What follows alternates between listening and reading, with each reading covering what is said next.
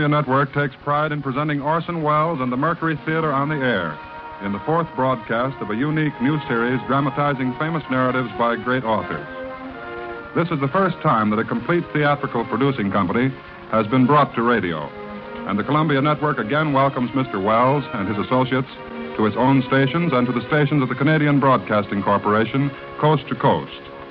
Every week, Orson Welles invites our listeners to suggest their favorite titles. And tonight, the Mercury Theater on the Air presents 39 Steps by John Buchan, with Orson Welles as Richard Hannay and Marmaduke Jopley. Here is Orson Welles. Good evening, ladies and gentlemen. I cannot divulge the full name of the author of the 39 Steps. 7 university degrees and a title make him a gentleman and a scholar and also practically unpronounceable. I think you'd like to know, if you didn't, that it is the present Governor General of the Dominion of Canada and the first Baron of Tweedsmuir who perpetrated this tall and shamelessly exciting spy story about high doings in Scotland. Lord Tweedsmuir, who in private life is a publisher, is himself very properly a Scotchman, who regards the sensational diversity of his responsibilities with the special calm of his nation. I regard my business, he says, as my profession, writing as my amusement, and politics as my duty.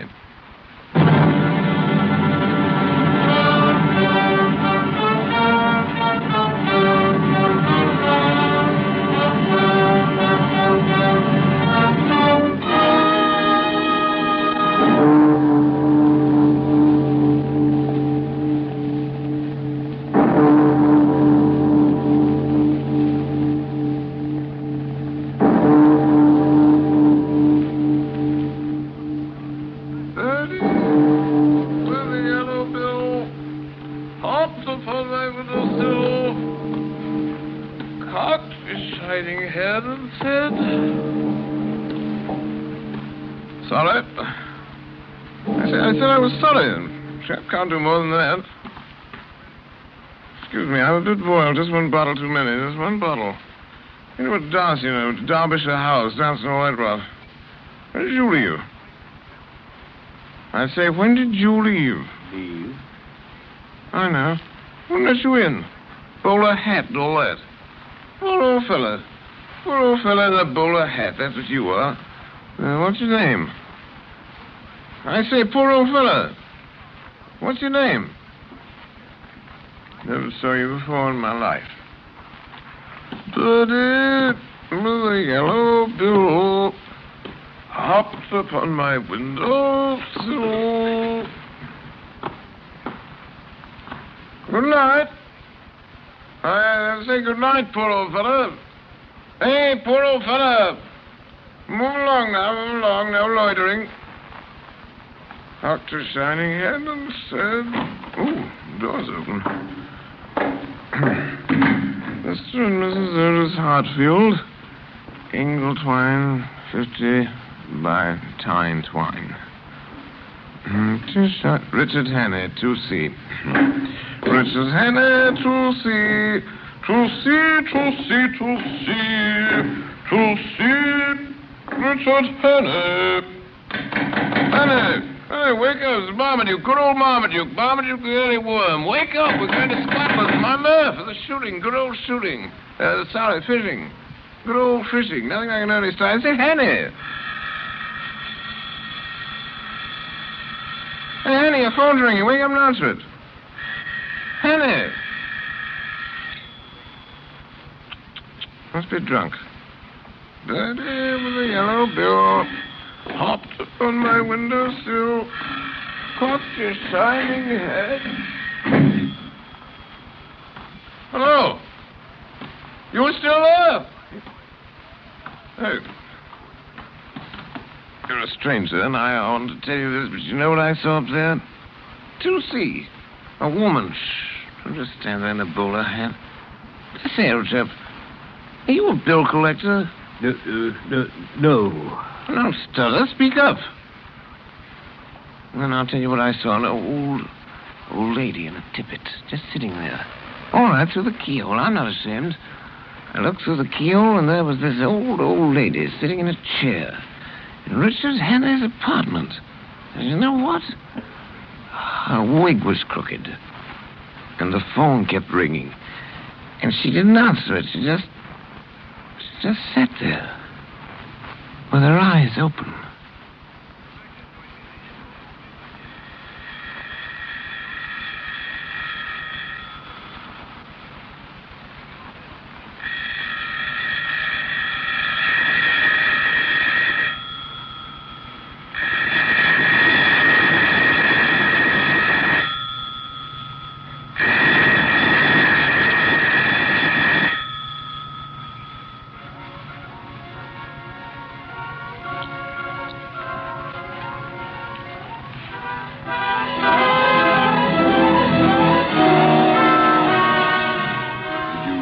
This man? I told you, Inspector, Mr. Hannay. Mr. Richard Hannay. I reckon you're a bit of a sportsman, says he. I want you to lend me a cap and overall for 10 minutes, and here's a sovereign for you. I've got to be a milkman, says he. Righto, says I. I ain't the man to spoil a bit of sport, and I takes the quid. Quid, eh? Well, you know what Mr. Richard Hannay is worth this afternoon? £5,000. £5,000? £5,000. Dead or alive. Mr. Marmaduke Jopley? Go away. Mr. Jopley, it's a gentleman from Scotland Yard. What time is it? What? What's that, Scotland Yard? Mr. Jopley, when did you last see Richard Hannay? Hannay? Hannay, that's a funny thing. You know, there's an old lady up there this morning in this flat. I'm just sitting there. She wouldn't answer the phone. Did you see Mr. Hannay? No, just the old lady. Wouldn't answer the door, so I looked at the keyhole. You know, Inspector, she was just sitting there with her eyes open. She would be, Mr. Jopley. She would be. She was dead.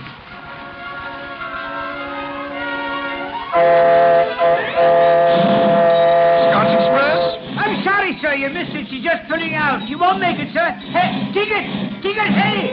Ticket, sir! Ticket! Ticket!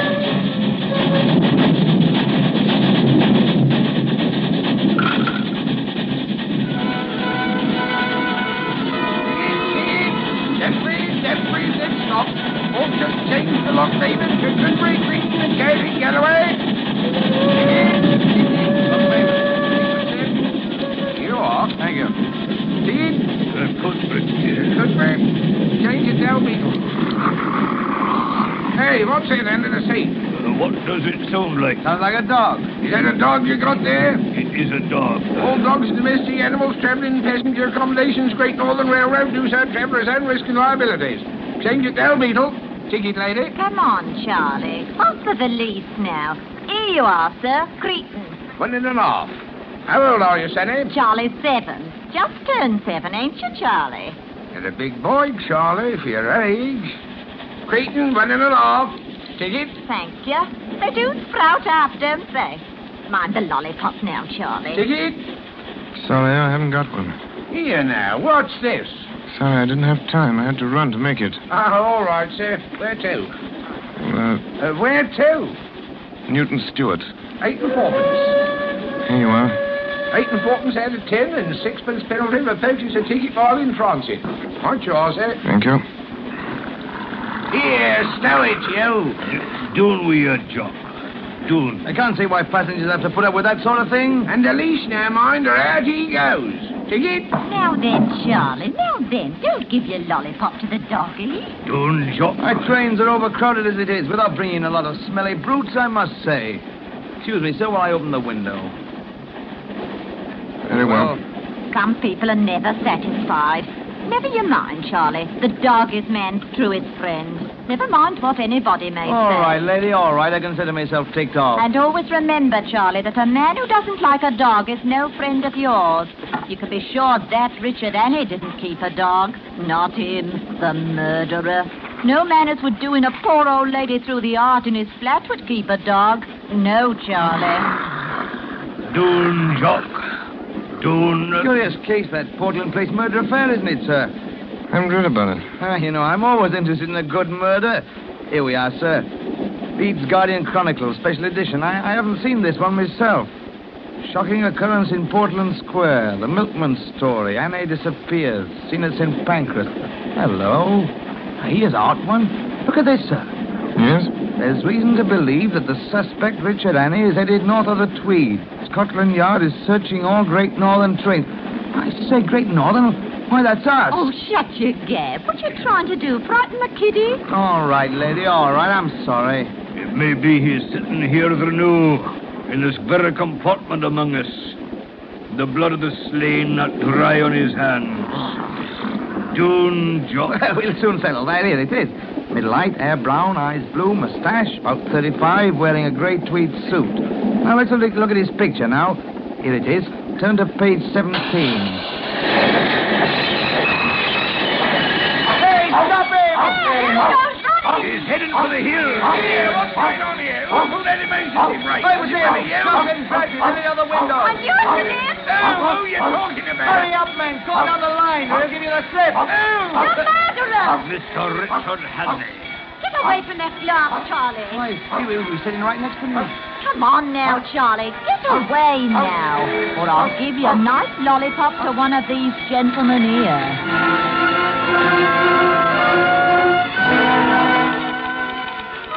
Watch all roads, Richard Hannay. Wanted for Portland Place murder. Reported in stolen car. Large green Daimler speeding south.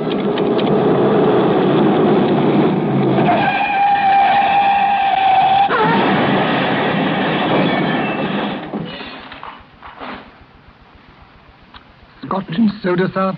Is that the best thing you can suggest, Sullivan, for a man who's barely escaped with his life from a motor accident? Brandy and soda, sir? Dove right through the hedge, he did, Sullivan. Went through it like butter, down the bank and into the burn. Lucky he came out alive. Gin and tonic, sir. Just a lucky thing, too, I came along, fished him out. Gentleman's staying for supper, Sullivan. Better take him a change of clothes when he's out of his bath. His things were badly torn up. Not a pleasant thing to turn over 3 times in a Daimler Phaeton, Sullivan. He's done with his bath. I laid out the blue serge, Sir Harry. Good work, Sullivan. Tell cook there'll be 2 to supper. She has been so informed. There is still one question unsolved, Sir Harry. Yes, Sullivan. If, as you observed, sir, the gentleman has just been in a motor wreck. Oh, of course, of course. Make it whiskey, Sullivan. Very good, sir. Oh, hello there. Hello. I say, that's quite a neat fit. You look better in that blue serge than I ever did, doesn't he, Sullivan? Yes, Sir Harry. You're staying for supper, old man, I hope. Sullivan tells me it's pheasant. My name is Parkhurst. Parkhurst. We haven't introduced ourselves. I think you ought to know that you have in your house the man that is wanted for the Portland Place murder. Well, what's that? My name is Richard Hannay. Sullivan? Yes, sir. Your duty is to send for the police and give me up.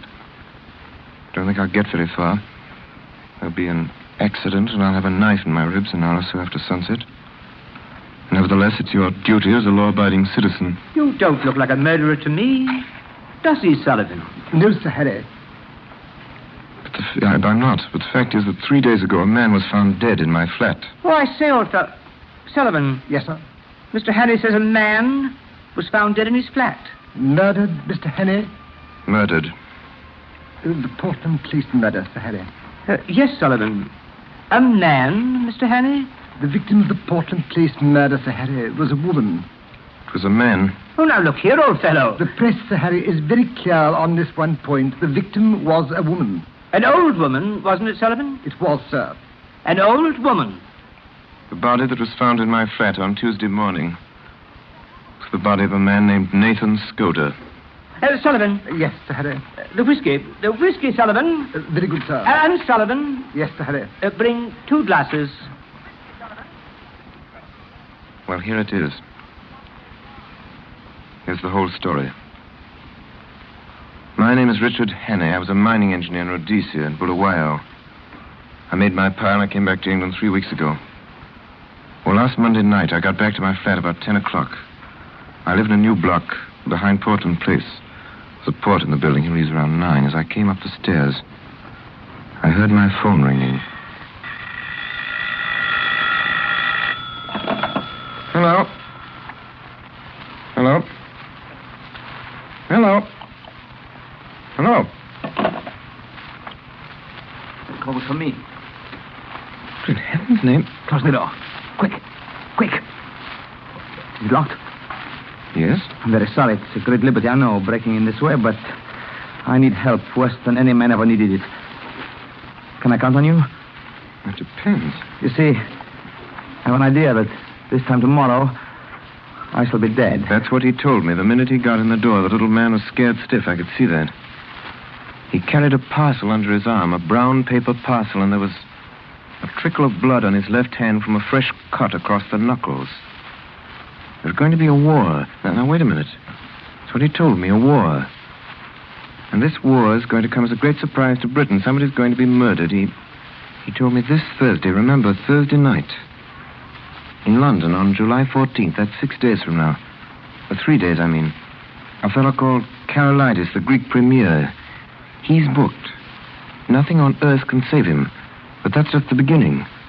According to what this fellow told me, Karolidis isn't important, not in himself. It's what comes after he's dead. On July 15th, the chief of the French General Staff will be in London. On that day, the British Admiralty is to give him a complete statement of the disposition of the entire British fleet on mobilization. At least I gather it's something like that. Something uncommonly important.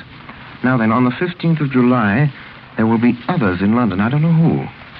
He had a name for them. He called them the Black Stone. But somehow this information, those secrets about our fleet destined for France, will be diverted into their hands on that day, July 15th. And it will be used, remember, used a week or two later against England by our deadly foe with great guns and swift torpedoes suddenly in the darkness of a summer night. I know you don't believe this. I didn't when he told me. I do now. I noticed that while he was talking, he kept fingering a little black notebook which was full of writing. Some sort of code, it looked like. You may believe me or not, as you please. There it is. This is the fellow speaking. The fellow with the brown paper parcel and the cut across his knuckles. This is what he said. Well, years for this information. I got the first hint nearly 2 years ago in an inn on the Achensee in Tyrol. I collected my other clues in a fur shop in the Galician quarter of Budapest, in a stranger's club in Vienna, in a little bookshop on the Racknitzstrasse in Leipzig. I completed my evidence 10 days ago in Paris. Until yesterday, I thought I had worked unobserved. Don't answer it. Don't answer it. It's for me. Those men calling for me to see if I'm here. Don't answer it. Mr. Hannay, let me show you something. Mr. Hannay, will you please turn up the light? Yes? Now, Mr. Hannay, come to the window. Look. Down there. I looked. For a moment I saw nothing but the deserted street below. Then I noticed a man in a bowler hat, standing in a doorway across the street.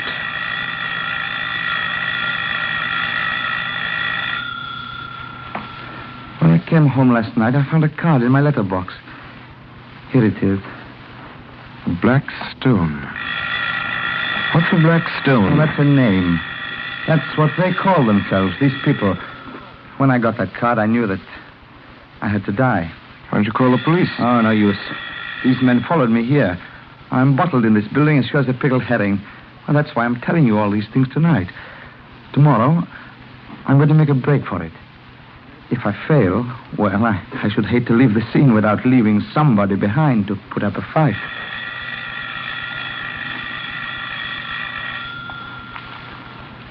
Well, I still didn't know what to make of the little chap, and it was getting late. I made him a bed in my smoking room.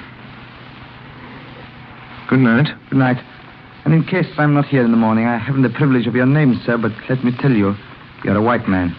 Oh, I say, before you go to bed, I'll thank you to lend me a razor.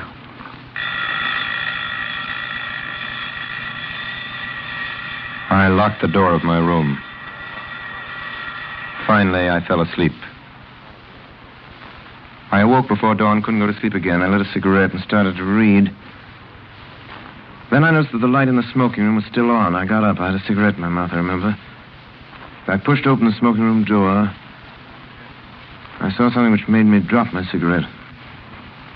Bolt upright in a chair by the window sat an old woman with her eyes open.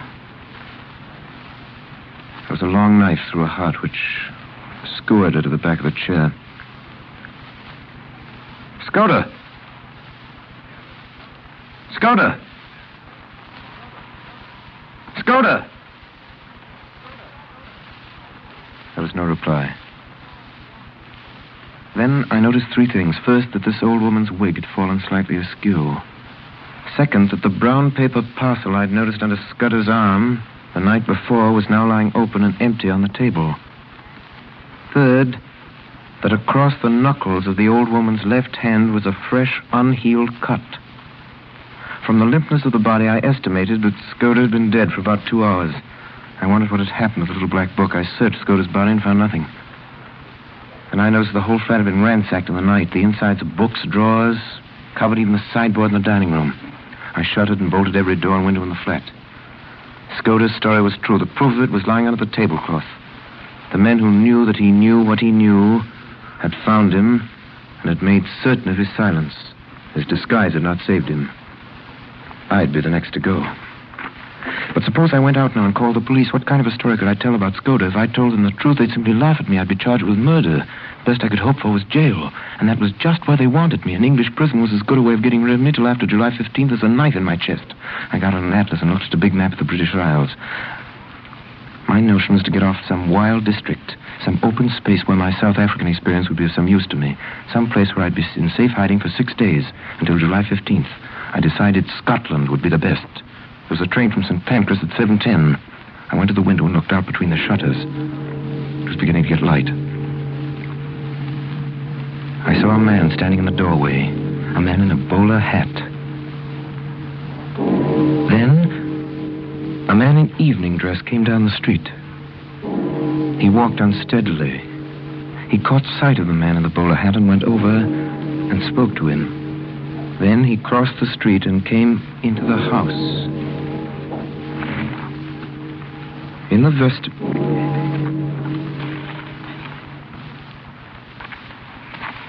Sorry. Cut. Somebody wrecked my script. Where's my page 25? Then a man in evening dress came down the street. He walked unsteadily. He caught sight of a man in the bowler hat and went over and spoke to him. Then he crossed the street and came into my house.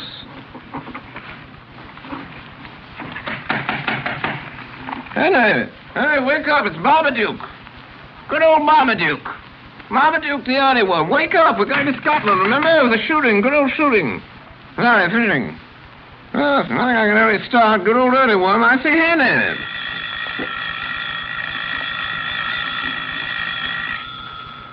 Ting-a-ling-a-ling-a-ling. Hey, Hannah, your phone's ringing. We haven't answered. Hannah. I was a bit drunk. Betty, with a yellow bill, hopped upon my windowsill. Cock is siding. Continues after that. In the vestibule, I gave the milkman a sovereign to lend me his cap, his overalls, and his milk cans for 10 minutes. I went out into the street, past the doorway, past the man in the bowler hat. At 7:10, I was in St. Pancras Station. Hey, the Scotch Express? Can't make it, sir. I'm sorry, it's too late. Hey, ticket! Ticket! Ticket!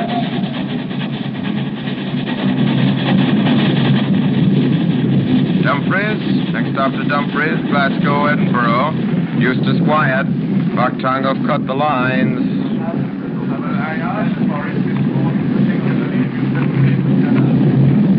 All right, we go right to the crash.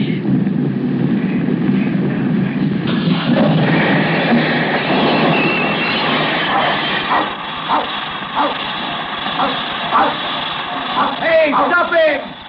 There he goes running. It couldn't be heard that way, dear. Once again, let's cut. I can't. Sorry, this is no dress at all. Then a man in evening dress came down the street. He walked unsteadily. He caught sight of the man in the bowler hat and went over and spoke to him. Then he crossed the street and came into the house. Knocking. Oh, Anna, wake up. It's Marmaduke. Good old Marmaduke. Marmaduke the early one. Wake up. We're going to Scotland. Remember the shooting. Good old shooting. Sorry, fishing. Good old fishing. Nothing like an early start. Good old early one. I say, Henny.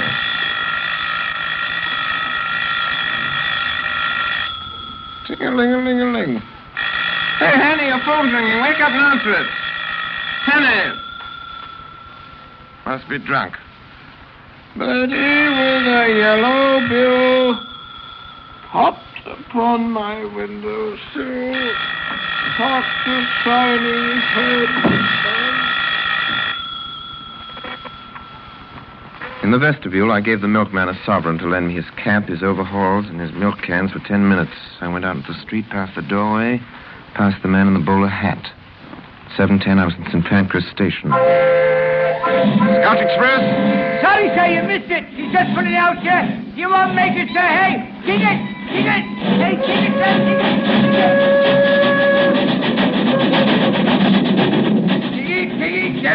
Jeffries, next stop. All change for Long Raymond to Cunbray, Creighton, and Gandhi Galloway.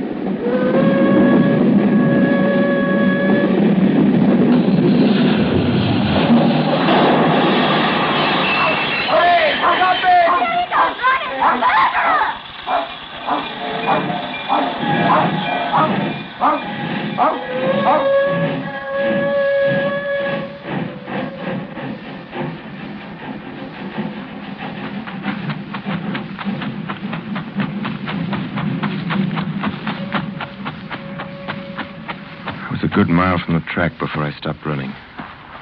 The moor was all around me. You couldn't have found a more peaceful landscape in the world. Yet at that moment, for the first time in my life, I felt the terror of the hunted on me. It wasn't the police I was afraid of, but the others who knew that I knew Skoda's secret and dared not let me live. They'd killed Skoda in my flat within a few yards of me. Now it was my turn. I didn't even know what these men looked like. I wish I'd listened more carefully to what Skoda had said about them. He said there were 3 of them. That one of them was young and dark, and one was plump, and one was old, and stammered sometimes when he spoke. Suddenly, in the blue evening sky, I saw something.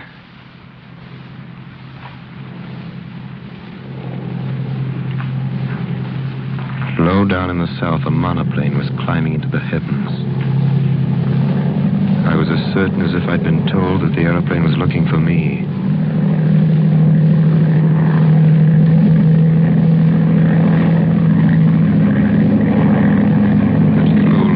Hilltops, and then back over the valley.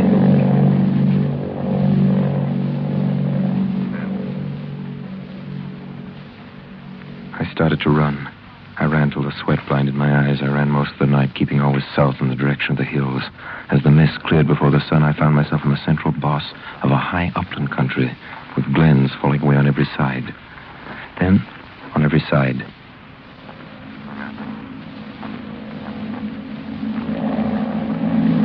I saw the monoplane again coming up from the east. It was flying high. It circled about me in narrowing circles the way a hawk wheels before it pounces.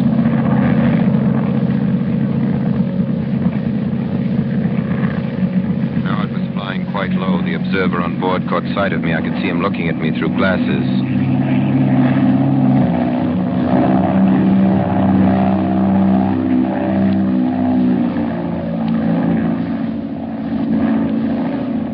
Now it was speeding eastward again till it became a speck in the blue morning.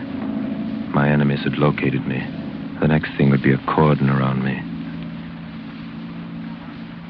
There wasn't even enough cover on the whole moor to hide a rat. I tossed a coin, heads right, tails left. Fell head, so I turned north. A little while I came to the brow of a ridge.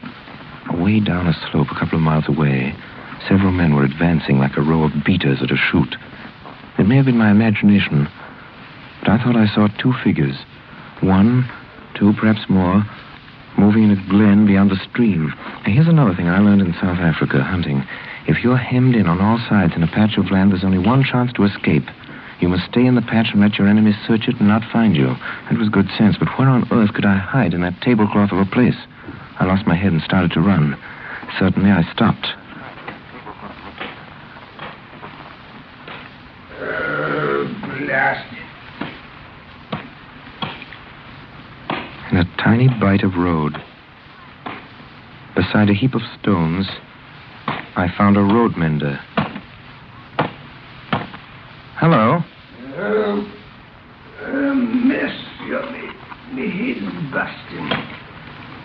I can't do it. I ain't put in my bed. What seems to be the trouble? Huh? The trouble is that I'm a teetotaler. Not really. I am a strong teetotaler. I took the pledge last Martinmas and I hadn't touched a drop of whiskey since. What did it? A drink they call brandy. Last night, my daughter Moran was bedded. And I was nipping all day yesterday at this brandy. And I do I'll not be well for a fortnight. Well, why don't you go to bed? That's easy speaking. But I got a postcard yesterday saying the new road surveyor will be round today. He'll come and he'll not find me. Does the new surveyor know you? No, him. He's just been a week at the job. Look here. You go back to your bed and sleep in peace. I'll take on your job for today and see the surveyor, and he'll never know the difference. Lord, you're a billy. Here's my hammer. Goodbye, man. God bless you. Now, here, wait a minute. What's your name? My name's Alexander Turnbull. You better tell me a bit more about yourself if you want me to do a good job of this. My friends call me Specky, for I wear glasses. Just you speak to Surveyor Fair and Cotton Stir, and he'll be well pleased. I'll be back at midday. I borrowed his spectacles and filthy old hat, borrowed to his false stump of a clay pipe, and then, when he'd left, I set to work to dress for the part. I got my boots and trouser legs all white from the dust of the road, and I set to work on my face with a handful of dust. I made a watermark on my neck, rubbed a good deal of dirt also in my cheeks. You know, I've noticed that roadmen's eyes always look a little inflamed, so I got some dust into both of mine. The roadman had left his lunch behind him in a green tin and an odd copy of the Dumfries Gazette. I ate several of the thick slabs of cheese and drank a little of the cold tea. I bit and scraped my fingernails till the edges were all cracked and uneven. The men I was matched against would miss no detail. Then I went to work. I remember old Peter Pina, an old scout in Rhodesia, once telling me about the way to disguise yourself. He said the secret of playing a part was to think yourself into it.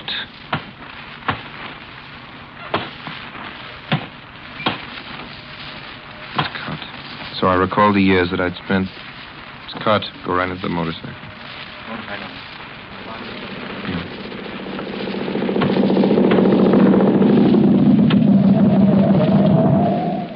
Are you the roadman here? I am. Are you Alexander Turnbull? I am. You have charge of this section? Aye. Good. A fair bit of road, Turnbull, and not badly engineered. A little soft a motor mile off where the edges want cleaning. See you look after that. Aye, sir. Good morning. You'll know me the next time you see me. I will, that. Goodbye, love. So my disguise was good enough for the surveyor. The morning went by. Still no sign of my enemies.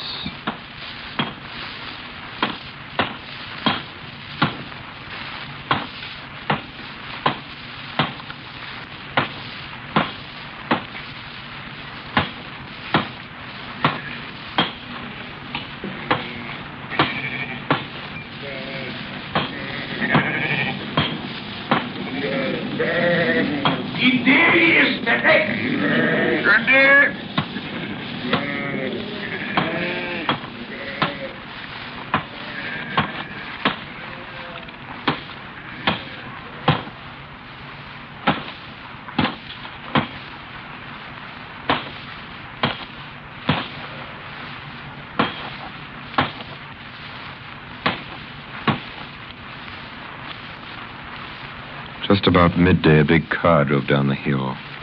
Drew up 100 yards down the road. Two men climbed out slowly as if to stretch their legs and sauntered towards me. One was lean and sharp and dark. The other was plump and smiling. Morning. Fine, easy job of yours. I'd rather hear you're sitting a day in your hinterlands on the cushions. So you get your papers in good time? He was looking down at the Dumfries Gazette lying beside Turnbull's lunch tin. I'd noticed earlier that there was a front-page story about the Portland Place murder. You have a fine taste in boots?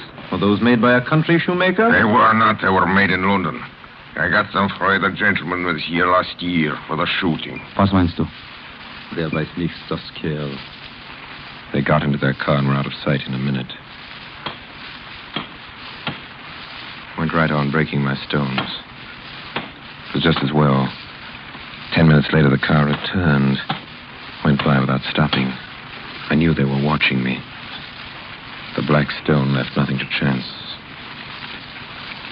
Well, I spent the night on a shelf of the hillside in the lee of a boulder where the heather grew long and soft. I woke very cold and early, about an hour after dawn. At first, I couldn't remember where I was. I saw the pale blue sky through a net of heather, then my own boots placed neatly in a blackberry bush. I looked down at the valley. There were men below, police they looked like, not more than a quarter of a mile off, spaced out on the hillside like a fan, beating the heather. He, Joe! He! There he is! Station break.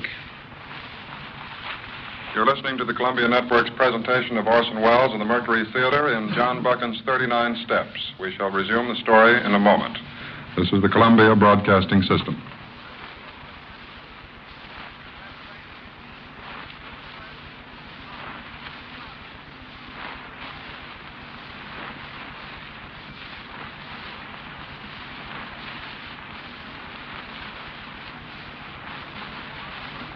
The Columbia Network is presenting 39 Steps by John Buchan. And now the Mercury Theater resumes the story with Orson Welles as Richard Hannay and Marmaduke Jopley.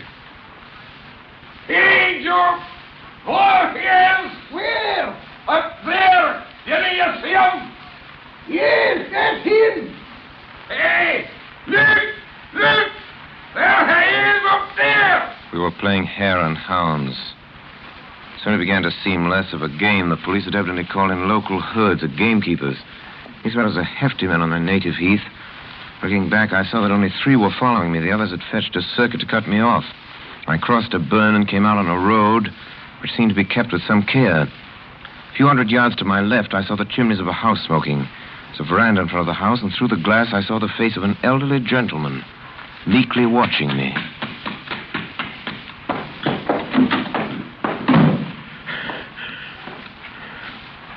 Seem in a hurry, my friend. His face was round and shiny like Mr. Pickwick's, and the top of his head was as bright and bare as a glass bottle.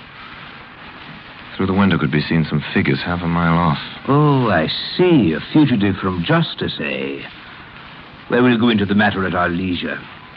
Go into my study. You'll see 2 doors facing you.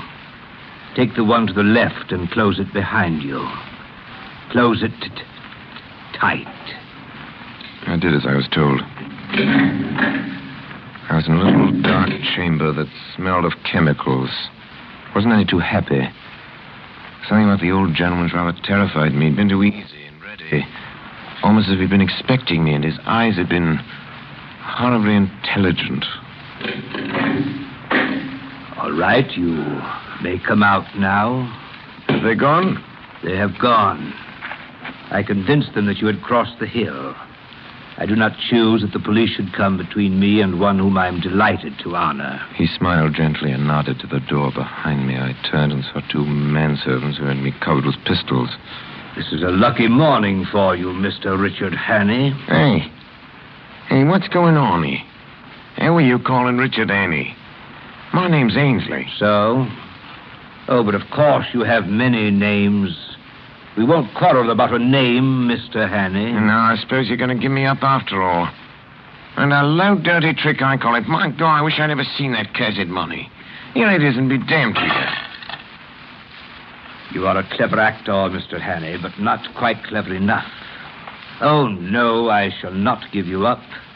My friends and I will have a little private settlement with you tonight.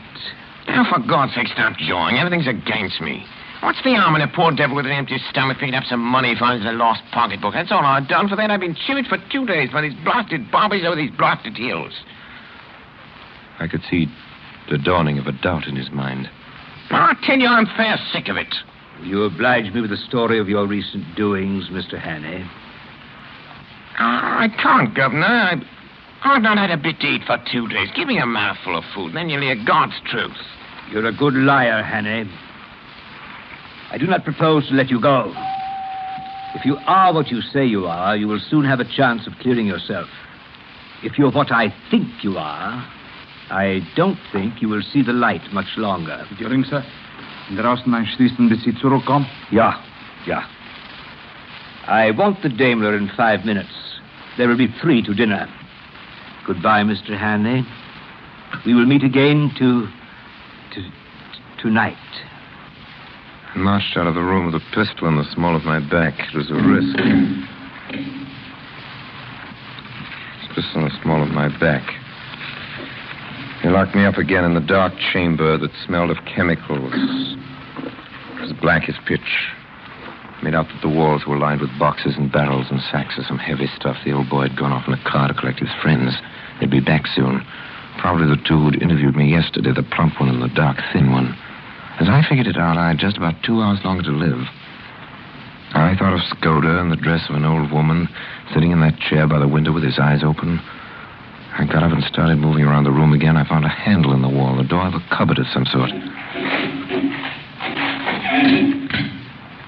In the cupboard, there were bottles and cases of queer-smelling stuff and coils of fine copper wire. There was a box of detonators and a lot of cord for fuses. Also, half a dozen little gray bricks. I took up one and smelled it and put my tongue to it. I've been a mining engineer for nothing. I know letonite when I see it. There was a risk. But if I didn't take it, I'd probably be occupying a 6-foot hole in the garden by evening anyhow. I took a quarter of a letonite brick and buried it near the door. And I got a detonator and a couple of feet of fuse. Then I lit a match.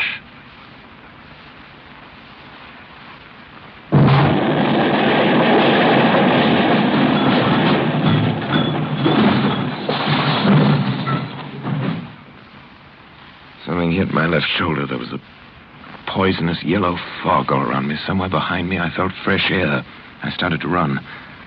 Much later, in a clearing on a hillside, I saw a small stone building with a tower. The door was open. It was dark and cool inside. I sat down on one of the benches. The pain in my shoulder was unbearable. Then I heard steps coming down the path. I found a small door in one corner and narrow steps running up the tower. I went up. Most of the top of the tower was just taken up with bells. There was a small ledge outside, just wide enough to lie down in. I heard a man downstairs below me in the tower.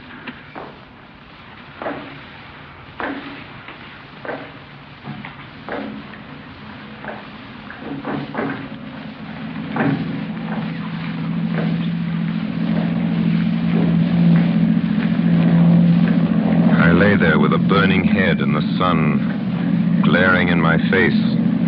Right above me was the monoplane. They couldn't have missed me lying there on the open ledge. They knew where I was. Soon they'd come back for me. Oh, I'm sorry. I read it wrong.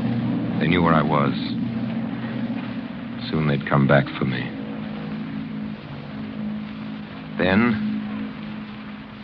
suddenly, right under me...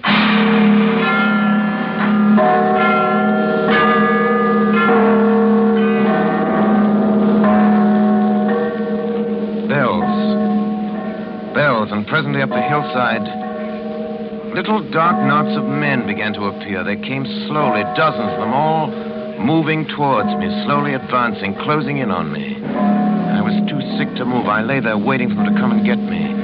Now they were in the building below me. In a few seconds, they'd be up the stairs. I waited and no one came.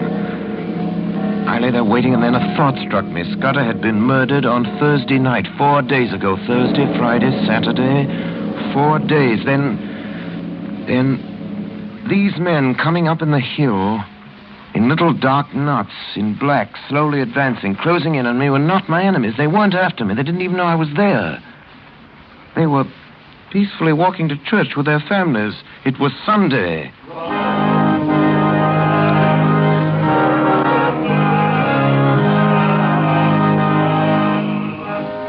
Presently, a large, green, open Daimler drove up. 3 men got out. My plump friend, the professor, and the dark young man. I could see them looking up at my tower. 2 of them went into the church. The thin man stayed in the car. I waited.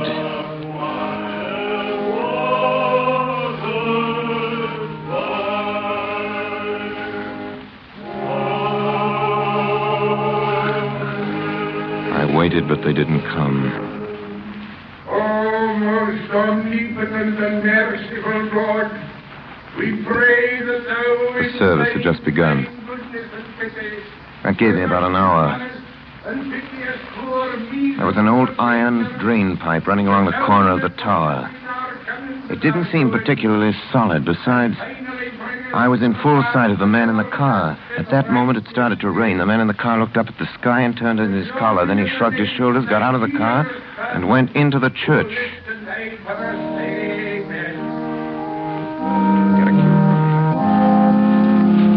I started down the side of the tower. Halfway down, my foot slipped, and I fell. The ground was soft. I got up and went over to the car and drove off.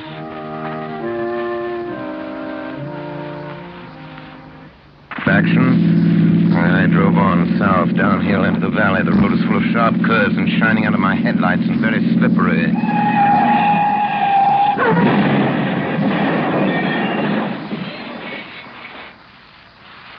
Scotch and soda, sir?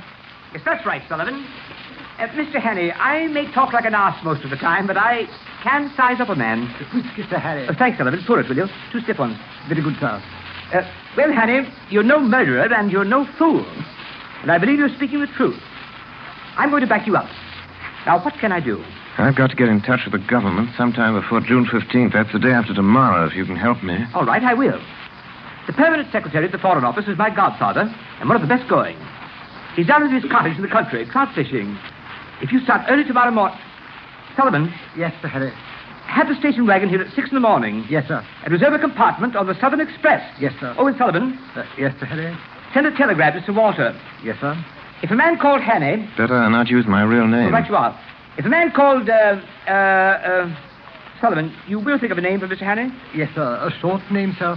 Yes, Sullivan. And British, of course, sir. Oh, yes, Sullivan. You can count on me, sir.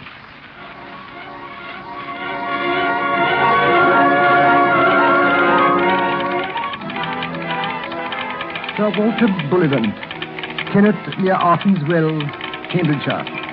If a man called Twisden appears tomorrow, treat him kindly. He may tell you something that will wake you up. He will pass the word Blackstone and whistle Annie Laurie. Love, Harry.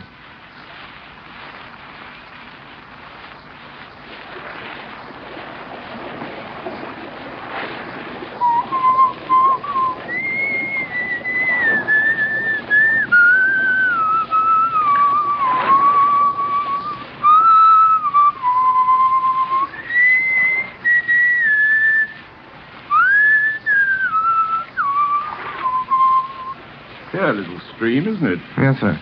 I'll back our Kenneth for trout fishing against any river in England. Look at that big fellow there. 4 pounds if he's an ounce. I don't see him.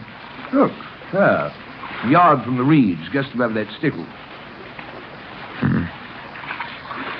It must be a Blackstone. Yes.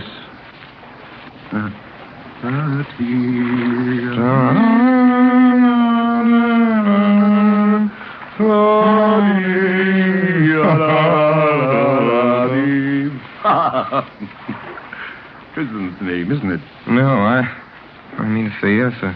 The wise conspirator that knows his own name. You're Sir Walter. I am. Now then, Mr. Hannay. My nephew promised you'd tell me something that would wake me up. I'm ready. Oh, Mr. Hannay, before you begin, I think I ought to tell you. I got a letter from Skoda this morning. Skoda? Yes. Skoda's been dead a week. It was written on the 8th, the day before he came to you. His letters usually took a week to reach me. They were sent undercover to Spain and then to Newcastle. What did he say? A great deal. Strange fellow, Skoda. He knew more international secrets than any Secret Service man in Europe. The trouble about him was he liked to play a lone hand. He'd never tell us all he knew. Besides, he was getting romantic. The Blackstone, like a penny novelette. Sir Walter, is Carolitis in London? He is. He's been there for days. In his letter, did Skoda say anything about Carolitis? Premier Carolitis? Skoda said that the 14th of July, today, Carolitis would be murdered. Carolitis? Murdered? Nonsense. There's no state in Europe wants him out of the way. The virtuous Carolitis is likely to outlive us all. I'm afraid Skoda went off the trail there. Sir Walter? Yes, Heath, what is it? Telegram to Walter. Just came through from London. Thanks. Mr. Henney, if you'll excuse me. Heath, car, right away. Call the Foreign Office. Tell them I'm on my way up. Yes, sir. I apologize to the shade of Skoda. Karolides was shot dead this evening, a few minutes after 7.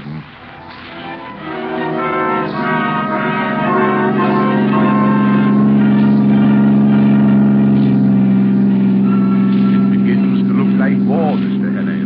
What about our naval plans, Sir Walter? You know what Skoda said about them? He said tomorrow, July 15th. We're taking no chances, Mr. Henney.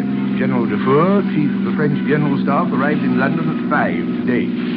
He dines with the Prime Minister, and then he goes to the Foreign Office, where 4 people will see him. Whittaker from the Admiralty, myself, Sir Arthur Drew, and General Winstanley. Lord Stirling may be there. You never know about him. He gets more erratic every day. The Foreign Office, General Dufour, will get a certain document from Whittaker.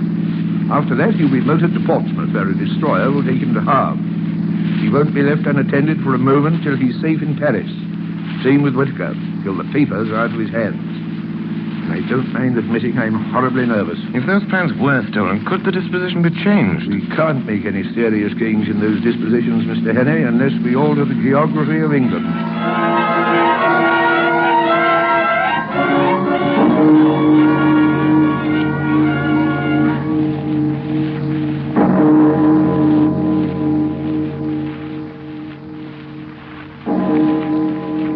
Now, gentlemen, that our meeting is over, I must ask you to give me a few minutes longer of your time. Gentlemen, I ask you to meet Mr. Henney. How do you do, Mr. Henney? General Dufour. Honored to meet you. Sir Arthur Drew. How do you do, sir? John Whittaker. How do you do, sir? General Winstanley. How do you do? Gentlemen, I've taken the highly unusual step of asking Mr. Henney to attend our meeting tonight because Mr. Henney is in possession of certain vital information which every one of us here... I am sorry, Walter. I am a sick man. I'm going back to my bed where I belong. Good night, gentlemen. Good night, my lord. Good night, Mr. Henney. I'm sorry I can't stay to hear what you've got to say. Oh, and Whittaker, whatever comes up, you take care of it. Don't call me again tonight. Stop that man. Really, Mr. Henney? I tell you to stop that man. Stop him. Mr. Henney, I think you're forgetting I yourself. beg of you to stop. If you won't, I will. Too late. Gentlemen, who do you think went through that door a minute ago? Lord Stirling. He did not. It was his living image, but it was not Lord Stirling. Gentlemen, have you ever known Lord Stirling just stammer? Henny, have you gone out of your head? I tell you, gentlemen, the man that went out was not Lord Stirling. It was someone who recognized me, someone I've seen in the last 3 days. Nonsense. Really, Mr. Henny, I think you have gone out of your head. That remains to be seen. So, Walter, may I call Lord Stirling's house? I'll do it. Hello? Get me Whittle say house. Hurry, please. Hello? Yes? Yes, hello? This is Walter Bullivant. Will you ask Lord Stirling to call me the minute he gets home? What? What's that? Are you sure? I see. Thank you. Lord Stirling hasn't been out of his bed all day. He went to sleep at 6 and woke up a few minutes ago. Well then. Who was it? The Black Stone. Oh, but it's madness. Do you mean to tell me that man came here and sat beside me for the best part of an hour, and I didn't detect the imposture? My old chief? You were too interested in other things to have the use of your eyes. You took Lord Stirling for granted. If it had been anybody else, you might have looked more closely. The thing that puzzles me is, well, what good will his visit here do? That's the spy fellow. Here are the plans right here on this table. He couldn't carry away several pages of figures and strange names in his head. Yes, he could. The trained spy has a photographic memory. You noticed he said nothing, but went through those papers again and again. Those plans are as lost to us as if he had them in his pocket. Give me the whole office. Port division. Have every port watched, every outgoing steamer checked. And we haven't a rag of a clue. I wonder. It's got this little black book. It's in code, except for one sentence scrawled over the last page. Skoda knew where those fellows would hide. He knew when and where they were going to leave the country. I wonder if in that sentence... What is it? Let's hear it. 39 steps. I counted them. High tide, 10:17 p.m. 39 steps. That is a clue, don't you see? It's the place where they're going to leave from. Tomorrow was the day, and it was someplace where high tide was at 10:17. There are at least 100 places in England where the tide's high at 10:17 tomorrow. And they may have gone tonight. Not they. They have their own secret plans, and they won't be hurried. 39 steps. What does he mean by steps? Dock steps. He would have mentioned their number. It must be a place where there's more than one set of stairs. Home Office, Department of Transportation. Hello, Bullivant speaking. I say, is there any regular steamer leaving for the continent at 10:17 p.m.? Look it up. What? You sure? Thanks. There's no regular steamer sailing for the continent at 10:17 p.m. from anywhere. There must be a private boat from a little port. That explains why the tide's important.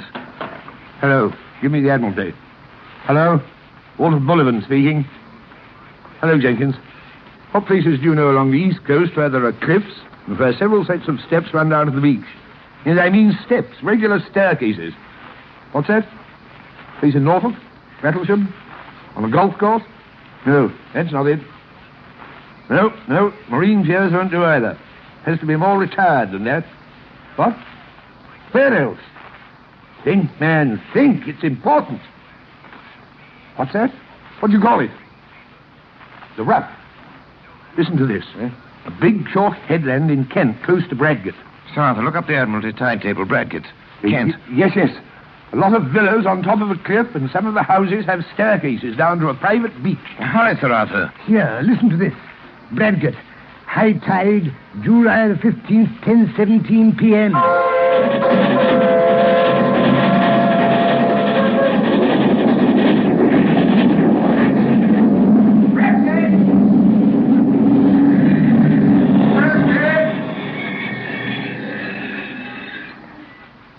Bradgate, July 15th.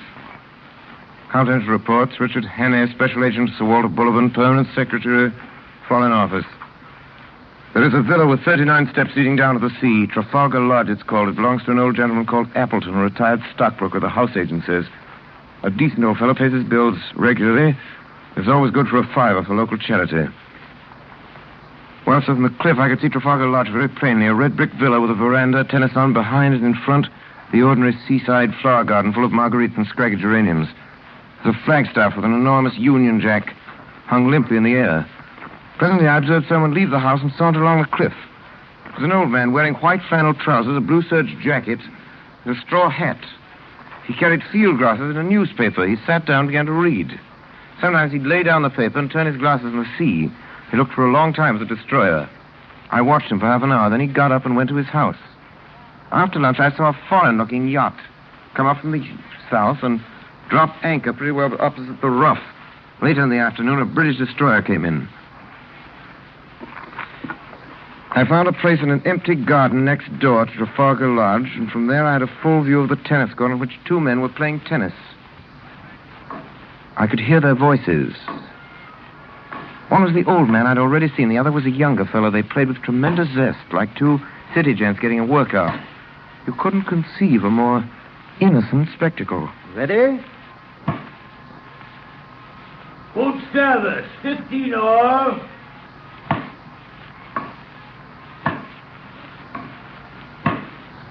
Thirty-fifth. I say, old man, you'll have to buck up. Oh, stop crowing, will you? Ready? 45th. Set point. Net. Two more. Game. That's once at all. Let's sit down. Had enough? Hello. Third figure had arrived, a young man on a bicycle with a big bag of golf clubs slung at his back. Hello, Ted. Come on down. We're on the court. Make yourself a drink on the way. Say, Bob, I'm going in to have a tub. Got into a proper lather. This'll bring down your weight and your handicap. Take you on tomorrow and give you a stroke a hole. You couldn't find anything more English than that, could you, sir? These men might be acting, but if they were, why was their audience? And yet there were three of them, and one was old, and one was plump, and one was lean and dark, and their house fitted in with Scota's notes, and half a mile offshore was lying a foreign yacht. There was only one thing to do. Go forward as if I had no doubts. If I was going to make a fool of myself, I might as well do it handsomely. Then I remembered what old Peter Pinnier told me in Rhodesia, the best scout I ever knew. He told me once, talking about disguises, that barring certainties like fingerprints, mere physical traits are of very little importance if a man really knows his business. He laughed at things like dyed hair and false beards and such childish follies. If you're playing a part, he said, You'll never keep it up unless you convince yourself that you really are the man you're pretending to be. How'd you explain the game of tennis? These chaps didn't need to act. They just turned a handle and passed into another life, which came as natural to them as the first. It's getting on 8 o'clock. Went for a walk along the cliffs. Out at sea in the blue dusk, I saw lights appear on the foreign yacht and on the British destroyer away to the south, and beyond the point, the bigger lights of steamers making for the Thames. The whole scene was utterly peaceful. 9:30, I strolled toward the Trafalgar Lodge. The Scotland Yard men would be posted around the house by now, but there was no sign of a soul. The house stood as open and public as a charity bazaar. Yes, sir? Does Mr. Appleton live here? Yes, sir. I should like to see him, please. I'll see if he's in. Will you wait here in the hall, please, sir? Well, so I found myself in a neat hall. There were the golf clubs and tennis rackets and all the things you'll find in 10,000 British homes. There was a grandfather clock ticking, a barometer, and a print of Chiltern winning the Grand National. What name shall I say, sir? Hannay. Will you come this way, please, sir? Mr. Hannay.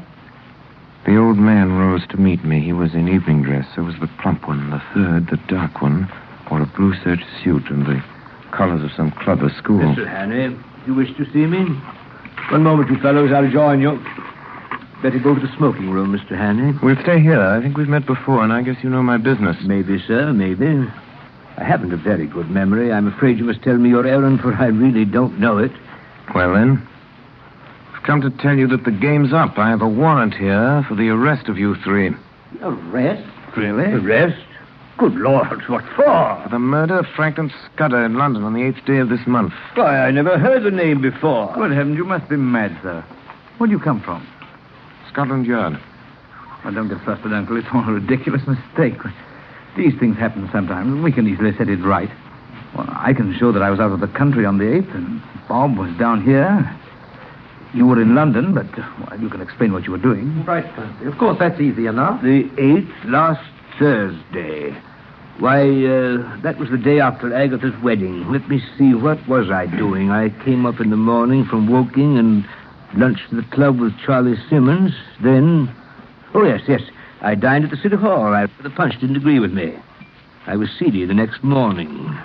Hang it all, there's the cigar box I brought back from the dinner. I think, sir, you will see you're mistaken. We want to assist the law like all Englishmen, and we do not want Scotland Yard to be making fools of themselves. That's so, Uncle? Certainly, Bob, certainly. We'll do anything in our power to assist the authorities, but this is a bit too much. I can't get over it. Think what Aunt Nellie will say. She always said you'd die of boredom because nothing ever happened to you, and now you've got it thick and strong. Why, that's wonderful. Jove, yes, just think of it. What a story to tell at the club. Really, Mr. Hannay, I suppose I should be angry to show my innocence, but it's too funny. I almost forgive you the fright you gave me. You looked so glum, I thought I might have been walking in my sleep and killing people like Jack the Ripper. Couldn't be acting. It was too confounded genuine. My heart went into my boots. My first impulse was to apologize and clear out the light from the dinner table. Candlestick is not too good. I walked the door and switched on the electric light. Then a sudden glare made them blink, and I stood scanning the three faces. Well, I made nothing of it. One was old and bald, one was stout, one was dark and thin. That's all I could tell. Perhaps there were three men who had hunted me in Scotland. Perhaps they weren't. There was a silver cigarette on the table beside me, and I saw that it had been won by Percy Appleton, Esquire, of the St. Bede's Club, in a golf tournament. Well, are you reassured by your scrutiny? I hope you'll find it consistent with your duty to drop this ridiculous business, Mr. Hannay. I make no complaint, but you see how annoying it must be to respectable people. Are you going to drop it? No. Oh, Lord, this is a bit too thick. Do you propose to march us off to the police station? I have the right to ask to see your warrant, you know, but I don't wish to cast any aspersions upon you, sir. You're only doing your duty. But you will admit it's horribly awkward. Well, what do you propose to do? I vote we have a game of billiards. It'll give Mr. Hannay time to think things over, show him there's no ill feeling. You play, sir? Yes, I play. Billiard room is downstairs, Mr. Hannay. Why don't you two start? We'll finish our cigars and come down later. I'd rather we went down together, Mr. Appleton. Well, if you insist. What a stubborn man you are, Mr. Hannay. We went to the billiard room. I followed them downstairs in a kind of dream. The billiard room had a large window which looked out on the cliff. The window was open and the moon was flooding the cliffs and sea with a great tide of yellow light. Choose your cue, sir. Thanks. Plain or spot, sir? Spot. Chalk? Thanks. How about a few practice shots?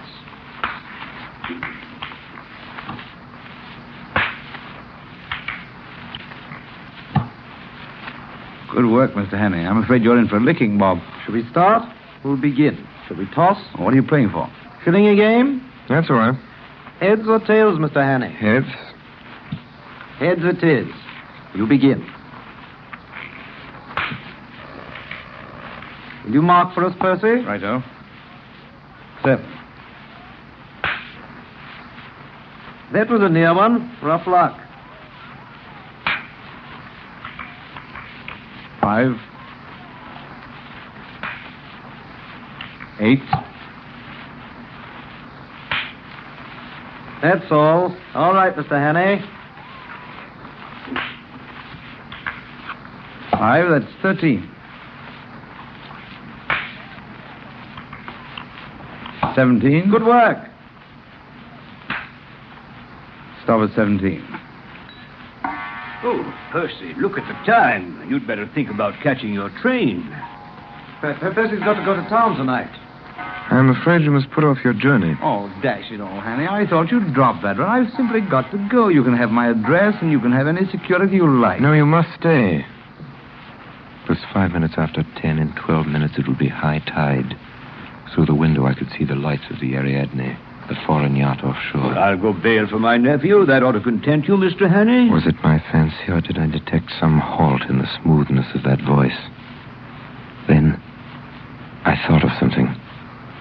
Mr. Appleton, when does your nephew have to be in London? Tonight. And you say you'd go bail for him, Mr. Appleton? Yes. Yes, I told you I would. Well, then perhaps if I could arrange to call Scotland Yard early in the morning. No, Mr. Hannay. It simply has to be tonight. Then I knew who he was. France! The boat! The boat!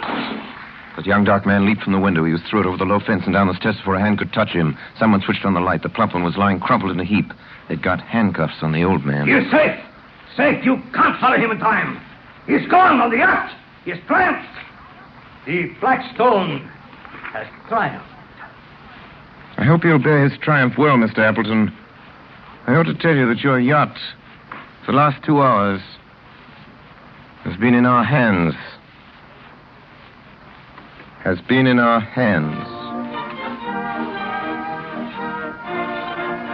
Well, Sir Walter, that's about all there is to it. That's the story as you asked me to set it down. You know the rest of it better than I do. Scudder was right about the war, right, wasn't he? In about a week, I expect to right in the middle of it myself.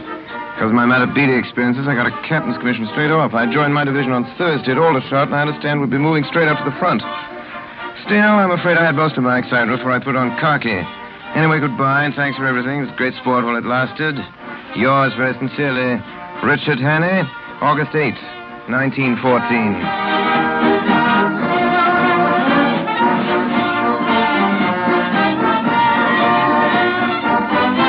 The Columbia Network has brought you Orson Welles and the Mercury Theater on the air in 39 Steps by John Buchan.